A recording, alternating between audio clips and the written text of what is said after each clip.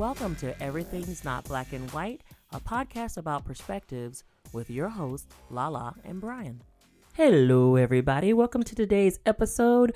We are super excited and fortunate to have one of my favorite people here on the podcast as a guest today. This young man has been somebody that I've mentored, that I've sponsored, and I've championed over the years. I've watched him blossom as a young professional working in the diversity, equity, and inclusion space, and have seen his voice just develop and become a beacon of hope and light for so many people. Welcome to the ENBW podcast today, Mr. Raymond Weaver. All right, Raymond. We're excited to have Raymond here today because June is LGBTQ Pride Month, which is really celebrating the heritage and history of the LGBTQ community. And also in America right now, and actually globally, we are in the middle of what is now going to be deemed as a global movement for defending Black lives with Black Lives Matter movement. So what we're excited to talk to Raymond about today is what is happening right now with these protests for Black lives, and how does he see it playing out for people who are LGBTQ and people of color. So I want to get started, Raymond, and just kind of ask you a little bit to tell our listeners about you, where you grew up, and a little bit about your story. I am from a small town by the name of Dayton. I am number 5 out of 6 brothers and sisters, and I have 11 aunties and uncles with many children, so I have a very huge family. I am an artist. I do oil paintings. I've done some live oil paintings at the Columbus Art Museum. I've gotten I've gotten one grant from the Greater Columbus Art Council. Very cool. To continue to do my art, and I have a YouTube channel that helps promote different businesses and different folks throughout the community at Columbus. And something else about myself, I'll say, I attended a performing arts school for high school. So it was like a fame type of school where people were playing their trumpets on the table and cheerleaders are dancing with the principal and everyone knows the words and we're just jamming. It was like that from time to time. So I had an amazing high school career. And college-wise, I attended Ohio State and majored in psychology.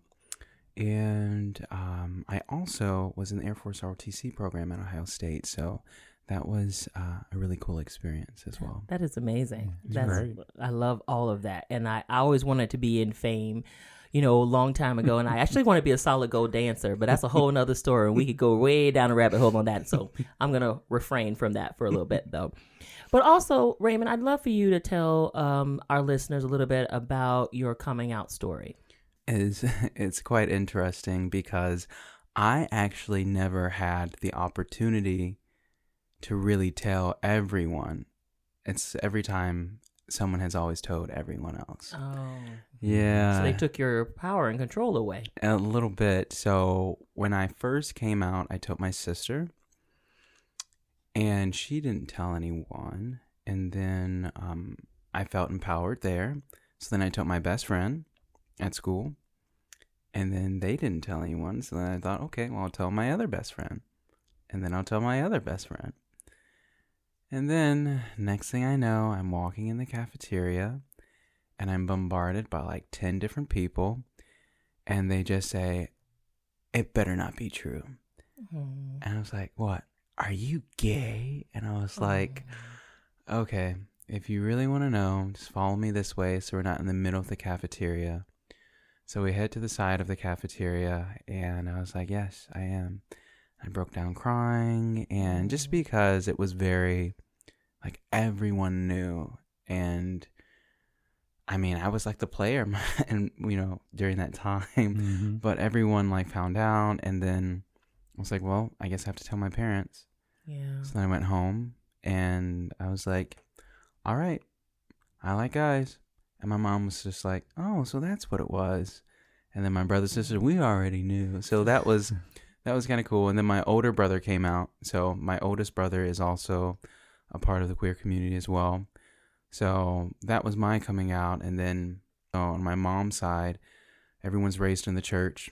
So with that, I happened to tell my cousin in confidence. That was not probably the best decision, but everyone found out, and I was confronted in church. Oh, my. Yeah, so I was confronted in church about my Facebook because I put like a post of me and someone I was dating at the time when I was in high school. It just got really ugly.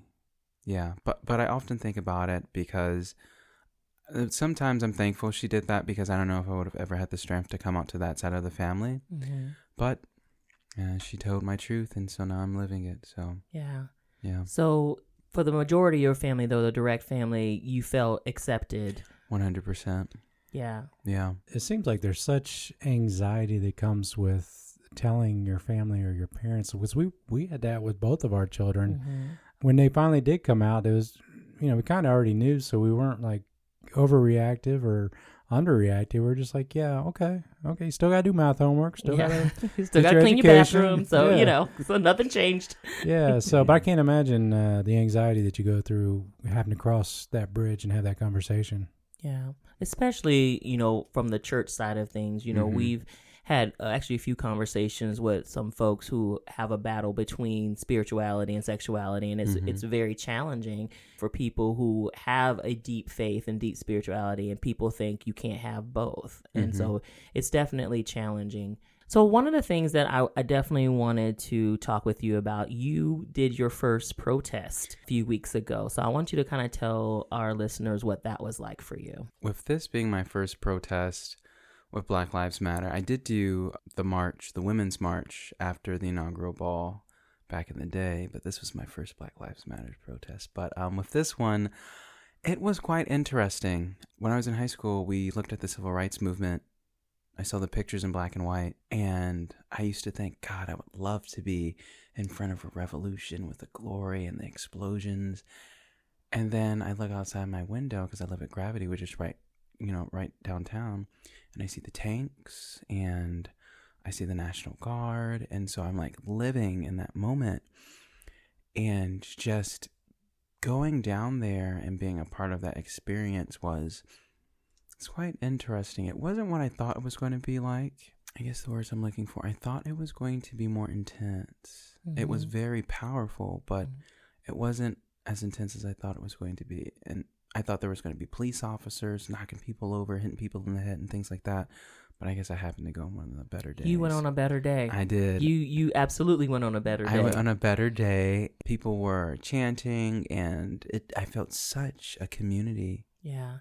I think when I left, I wanted a moment more where, I don't know, like the Martin Luther King moment where someone gives a big talk and everyone's crying and feels empowered and invigorated to really do something. But I marched and I set my piece and I put up my sign, and then I went home and I felt a feeling that I wanted to do more. Yeah. I think that's what is kind of actually interesting and neat about the protest. Mm-hmm. My daughter and I went the very first weekend that it started occurring, and unfortunately we were in the middle of police and civilians who were peacefully protesting were attacked with pepper spray and rubber bullets and tear gas, and it was frightening and it was infuriating at the same time. The people that were surrounding us were all peacefully chanting and wanting true change to happen and for people to be seen as human beings.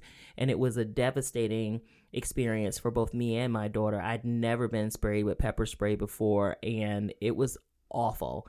And to watch a lot of people who were standing literally right next to me and protesting peacefully to be sprayed like they were roaches on a wall with a can of Raid, it was awful.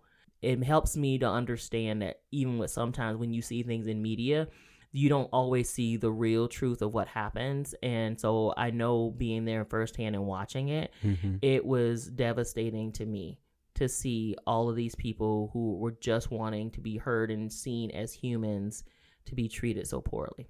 That's a shame. And when I went, it was so peaceful. And I believe it's always peaceful. I think oftentimes the police, I don't know why, they feel the need to attack or to shut us down or to keep us quiet. And we're just trying to have some visibility, make some change. What else are we going to do?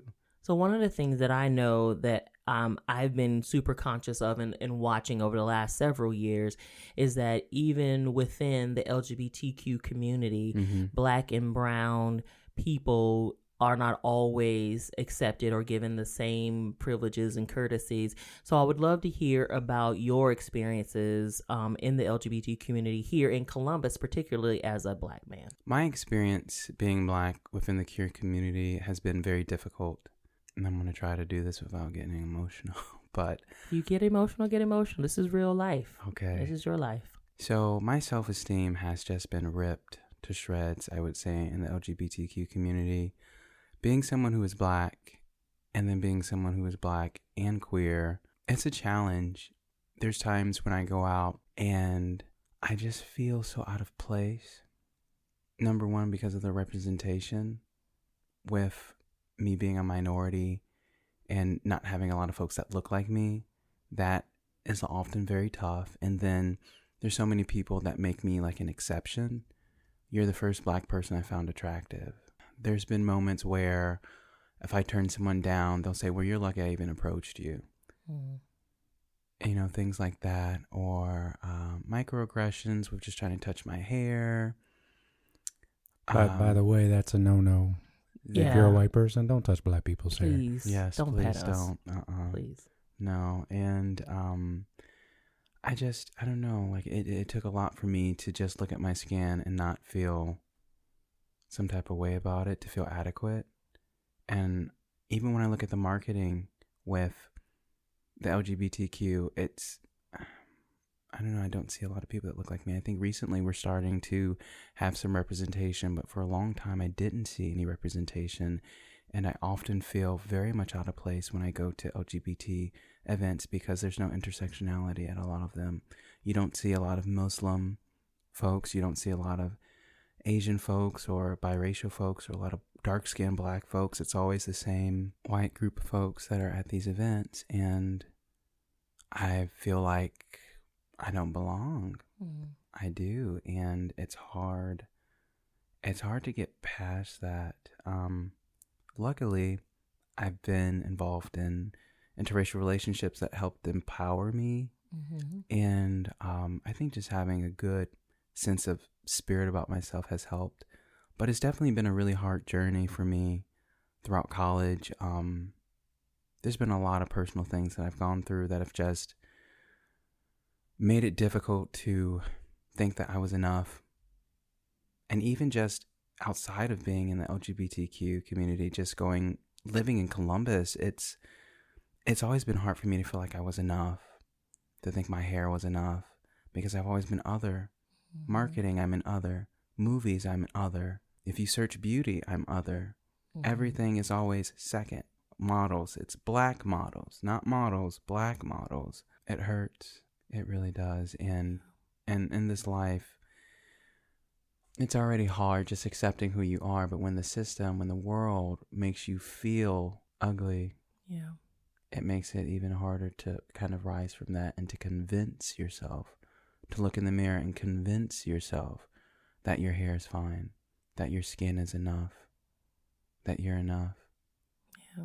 I still struggle with that a bit even today, but it gets better with time. Yeah, for sure. And to put in perspective, here in the state of Ohio, about 4.3% of our population is LGBTQ. That's a minority group and within itself. And with you being a Black male, that makes up only about 13% of that. So you're a minority group within a minority group.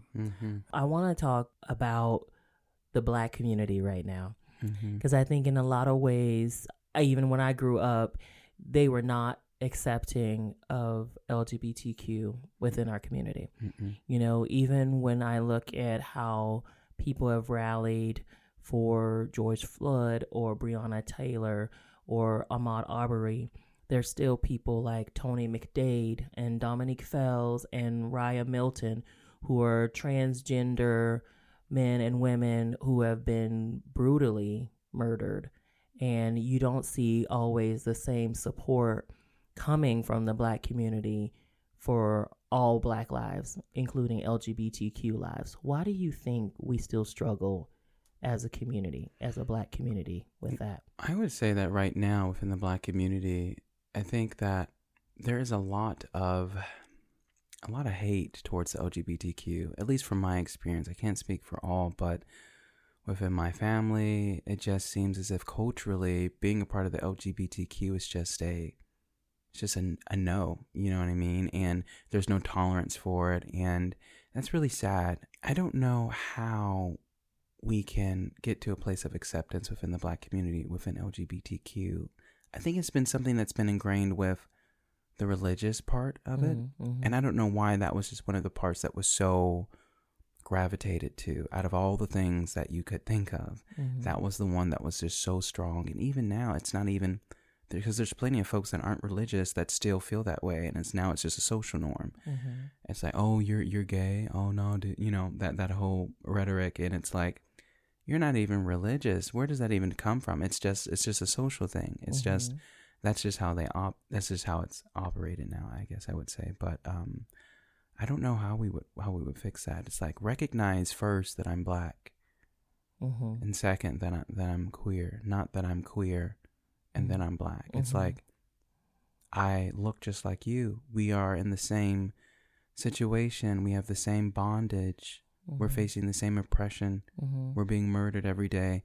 And you're worried about who I fall in love with? Right. Who I love, who I bring kindness to? Right. I know for us, we have both of our children, one Black, one white, who is LGBTQ. And, you know, as a parent, I couldn't imagine not loving my child or not being accepting of anything my child would do, whether it was a job that I would hope they would have or a job that they choose to have. I mean, to me, it's like, it's choices that they make in life that they need to make themselves happy. Why would you be against that? And I don't understand that. But as a Black woman who is madly in love with her children and her friends and her family, that I would never want anybody to feel less than. And I would do everything in my power to champion and ally anyone to make them feel more secure and confident in themselves. That's beautiful. Yeah, that's real. It's such a unique place for a group to be marginalized, but then marginalize people within that same group. The hypocrisy, obviously I'm not Black, but from the outside looking in, that's got to be just mind-boggling why that takes place in that community. And I think it's compounded now, even with fear and hatred within the community. But now you look at what is happening with Black Lives Matter and how police are acting toward Black, trans, LGBTQ, and Black lives, you know. So there's a lot of fear, I think, just in general in the world right now. What would you like to see come out of this Black Lives Matter movement? What I would love to see come out of this movement would be that within the Black community itself, more connectedness. Because I feel like a lot of us, it's not perfect. We do have like gangs that are against each other's, you know, the Crips and the Bloods. I don't know if you guys noticed, they were marching together in Los Angeles. Wow. So that was something that was really big. That's a big deal. I know. I didn't know that. Yeah, there's been some monumental moments with these protests going on. It's making some changes. And what I would love to see is for all of us to come together, the trans, the queer, the Black, like represent all Blackness and bring it together. Stop separating us. We are already a marginalized group. It is time for us to come together. And I think one of the beautiful things about Black Lives Matter is that so many people are listening to us right now, and it's a global thing. And I'm hoping that if everyone's staying informed and watching those videos of people being shot and people being tased and people getting beat and people just being mistreated, there's a moment where it's like, well, she's a trans Black woman, I don't care, she's Black. He's a Black guy, a part of that gang, I don't care, he's Black. You know, I think those are the conversations that I hope come from this. Yeah, and it's just really unfortunate when we think about everything that's happened with history of the civil rights movement. I feel like this is a whole second wave of a civil rights movement. Yeah. You know, in 1948, we were allowed to be in the armed forces. 1954, we were allowed to be inside the schools, even though we had so many different struggles with getting in those schools. Then we had Rosa Parks, Martin Luther King, Ruby Bridges, Little Rock 9, and I could go on and on. 1957, where we had the right to vote, even though they had the literacy test that kept us from doing that. And then in 1964, when we finally had the civil rights movement, we were allowed to not be discriminated in the workplace. And then finally, in 1968, we had the Housing Act. Mm-hmm. And so it like took 2 decades for us to get there. Yeah. And we're still looking at each other and separating each other. It's like we're still fighting. We're still marching. And I think one of the biggest things with systemic racism, as we were seeing now, is the relationship between the police and civilian lives, especially Black lives. You know, so this, I think, hopefully is uncovering some of that or all of it, and that we really are working to a place to get police in a different mindset, to not always shoot to kill, but also to de-escalate situations if they get that way, you know. I think with the de-escalation, that's one of the most important approaches we need to take. And I'm about to mention a few incidences where the same scenario played out in 2 different parts of the country. In San Francisco, Mario Woods, 26, was accused of stabbing someone. The police in San Francisco showed up. About 9 or 10 officers surrounded him, guns drawn. And Mario, who was on drugs at the time, take that out of the equation, but he wasn't mentally on a level playing field, was trying to walk away from these police officers, and they surrounded him and wouldn't let him walk away. They were all within 5 to 10 feet of him. And when he tried to walk away, he ended up getting shot over 20 times. And he laid dead on the ground at that moment. Now, take that same situation in Camden, New Jersey. A man who was distraught and unstable had a knife. And because Camden has so much criticism over their police department, they had to reshuffle things and reapproach things in a different manner. And they wanted to de-escalate the process instead of escalating it. And they had the same video with a black man with a knife in his hands.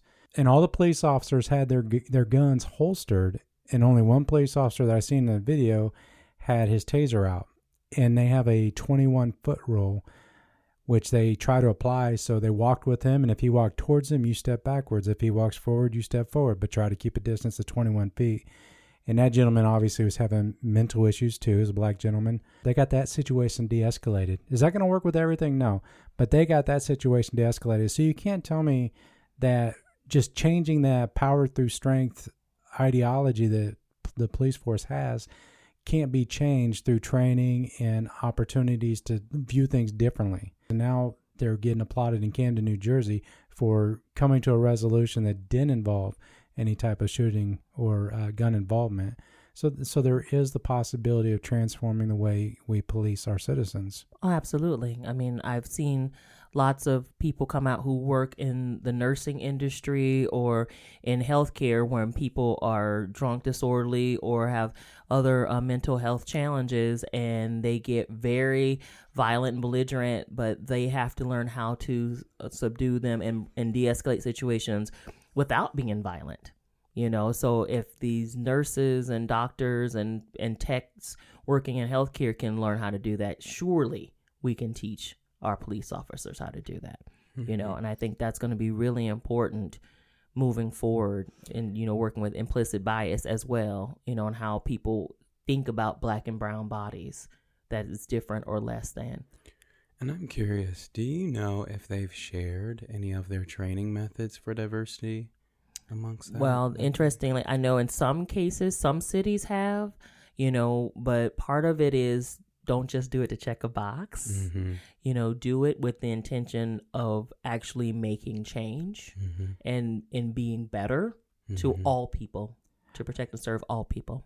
One thing that I think would be important would be to possibly look at the representation of police force within a certain community. I think that if we have a community that is predominantly African American, I think that we should have maybe 60% of the police force over there should be African American and part of that community. And I think one of the reasons why is because you may avoid some biasy, and mm-hmm. you may avoid, I would like to think there'd be no racism or, any discrimination of that regard. And mm-hmm. I think that there may be also some commonality that folks can share, even if they are on the other side of mm-hmm. crime, that they can share with someone who looks like them. Right. At least they know, I'm not going to just get shot. Right. Absolutely. So I know you are working on a lot of things personally and professionally to help promote more diversity, equity, and inclusion, not only within your workplace, but in the community. Like, what are a few tips if people say, I want to do something to help the situation in my community and in my workplace. Can you give them like 3 tips of things that they can do to help the situation better? 3 things that could help with everything that's going on. Number 1, I would say advocate in the best way that you can, and that's by either staying informed or sharing information about what's happening. If you're not, if you're scared to protest, if you're scared to be out in the crowds, at least stay informed and continue to share the information of what's happening, because you may be afraid, but someone else may not, and you may inspire someone with that information. Number 2, I would say would be donate. There's so many places to donate to right now. So many GoFundMe, so many, PayPal's, the Freedom Funds. There's so many people that are out there risking their lives so that people like me have a chance to survive out here, so that people like me can exist. I think it's important that we send funds to those folks so that they can continue to advocate for the African American community all across the world. One last thing that I could say that could definitely help would be to advocate for your friends, advocate for anyone that is marginalized right now, and truly be an ally, and do not tolerate racism. People like to say, I'm not racist. Well, be anti-racist, have anti-racist behavior, start reading some books, start doing some research, start being informed, and start changing your behavior, even if it's something small, even if it's watching movies that don't have any diversity, and say, you know what, I'm taking a stance. I'm no longer going to support movies that don't have, diversity in it. That's something that me and my friends started to do. We only watched movies that had equal representation in it. And, or supporting certain local businesses that, are predominantly Black or have a minority base there, and start really uplifting the community. Well, I think those are 3 amazing things to get started. So we're really excited. Thank you again for us having you here, Raymond. So if people want to get in touch with you, how can they do that? Oh, wow. Well, if you would like to get in touch with me, I have a few different platforms. I have my Instagram, which my artist Instagram is going to be sketchyartist.0. So feel free to follow that. It's going to have my YouTube, which is also sketchyartist.0. I have some time-lapse paintings going over some things in the community. Those are going to be probably the top 2 ways to find me if you want to get more involved. That's awesome. Yeah, and as we're finishing out the show here, I just do want to give a quick update with the Breonna Taylor incident in Louisville. The police officers have eliminated the no-knock warrant policy. So that is a step forward with the protest. And also with the George Floyd in Minneapolis, they have also have requested and have asked the police to no longer do the chokeholds or neck restraints. And they've also made it mandatory for fellow officers to intervene if another officer is going above and beyond what he should be doing. That's amazing. With restraints. So the protests that's going on are actually making changes. They're making a big difference. Hey, one more question I had. Oh, sure. So I noticed the rainbow flag now has a few more bars on it. Can you explain what that means? So they started putting some flags that have actually added the trans lives in Black and brown. So they actually have a brown stripe and a black stripe as well. So yeah, we saw that actually the other day, and Brian's like, when did they change the flag? I said, because they want to be more inclusive, because it's not just the rainbow colors, it's also the black and the browns and the trans that make sure that people see everybody as one. Oh, that just made my day. Yeah. That's exactly what I mean when I talk about having that visibility. Like, we may be having Pride in October here in Columbus, but it's going to be so inclusive if we keep moving in that direction. I think that's beautiful. Yeah, it's needed. Yes. Inclusion is very much needed. So if y'all want to get in touch with us as well, you can find us on Facebook with our Everything's Not Black and White page, and also reach us via Gmail at everything's not. Oh, no, what is our, Brian? What is our Gmail? Yes, sipping that vodka over there.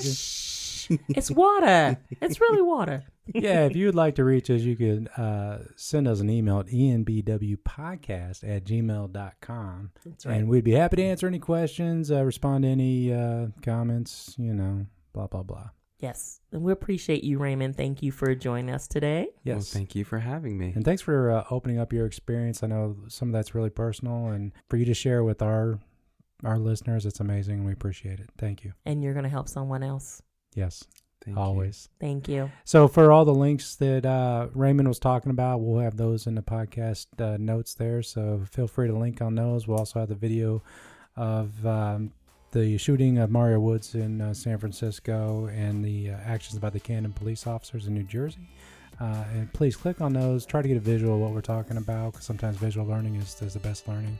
And again, thank you for listening to our show today. All right. See y'all next time. This has been Everything's Not Black and White, a podcast about perspectives with your hosts, Lala and Brian, a production of LBB Edutainment.